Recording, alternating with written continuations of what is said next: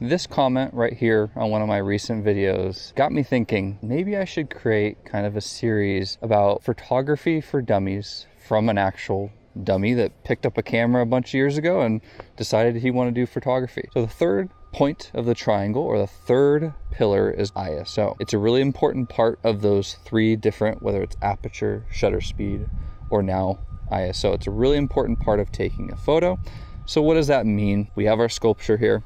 We're taking a photo. Think of it as kind of camera's artificial light. In other senses, or another relation, is maybe a dimmer switch in a room. So in this case, I have it at, again, just another number. If you're starting photography, what does this number mean? ISO 800. This is typically a good place to live at. Clouds are kind of covering the sun. The sun's not fully out. It's later in the afternoon. This is what 800 gets me. I'm just on manual mode, just to kind of give this example.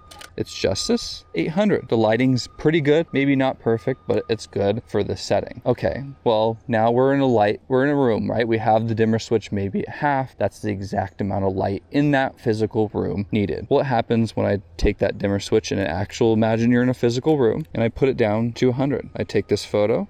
It's a lot darker, right? As if you're in a room, you put the dimmer switch down, the light becomes less. Okay, well, what if I take that dimmer switch and turn it all the way to the max?